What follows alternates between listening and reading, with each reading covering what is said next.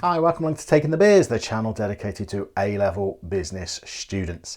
This tutorial is going to have a look at how we might try and structure answers to questions that are worth 24 or 25 marks. We'll throw a link in the top hand corner to other exam skills videos that might help you as you're preparing for your examinations.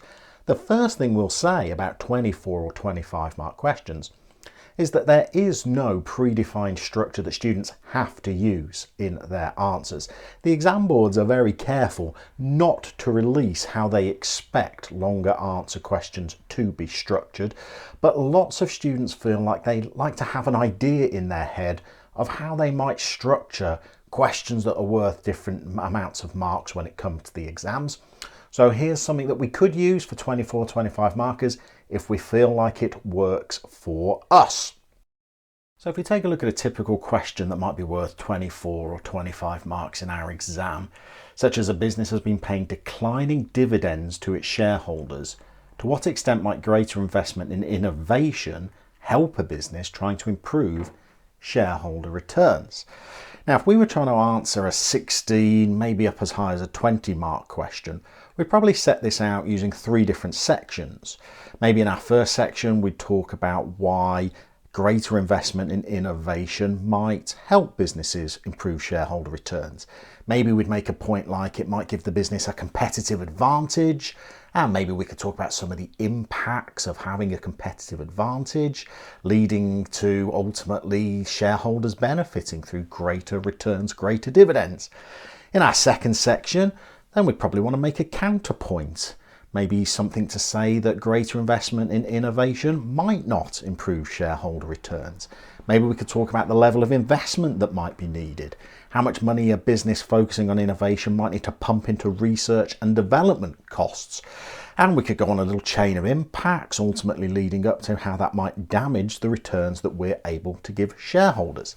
Now, for 16 to 20 marks, we'd probably leave it there in terms of the points we're making, and then we'd jump to our conclusion. But if a question's worth 24, 25 marks, and it figures we'll probably be spending a little bit of extra time on a question of that length, it gives us the latitude to be able to bring in a third point. Now, we could bring in a third point that is perhaps in support of the question. Maybe we could bring in a second point to explain how innovation might help improve shareholder returns. Maybe we want to say that it might help make the business's products more price inelastic. They could charge more for them, greater added value, and we could link it back to shareholder returns. We could go with the opposite kind of point. Maybe we have a second point about how investment in innovation might further damage shareholder returns. Maybe we could talk about some of the HR issues, how it might require the business to restructure in order to stimulate innovation. It might require greater recruitment. We might have to offer employees greater rewards for coming up with innovative ideas, all of which might improve or increase, we should say, the business's costs, damage shareholder returns, particularly in the short run. But it doesn't matter whether we're going to bring in a third point, perhaps talking about why innovation will help shareholder returns or why it might damage. With a 24-25 marker, we've got that extra time in our hands when we can show greater awareness of the issues surrounding the question, greater breadth of ideas, greater analysis of the question, and bring in that third point. So once we've brought in that third point and we've analysed its significance in relation to the question, then just like we would for 16 to 20 markers, we'll bring in our conclusions at the end, we'll answer the question, we'll explain where we think the weight of evidence lies, we'll give our verdict as to what the business should do, we'll explain why that's the right course of action for this particular business. But here's what's crucial about conclusions for 24 to 25 mark questions. We need to make sure that we're concluding with the side of the argument that we've offered greater evidence for. If we're going to go with a third point about how investment in innovation can help improve the price inelasticity of a product, then we've offered 2 different points explaining why greater investment in innovation might benefit a firm in terms of the returns they can give their shareholders.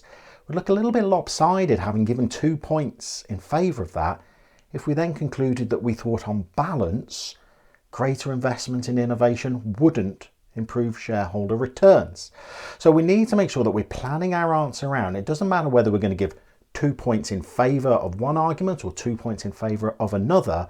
We need to make sure that we are giving the evidence towards the conclusion that we are building towards, which is why planning an answer out, knowing what our conclusion is before we write our first point, is absolutely crucial.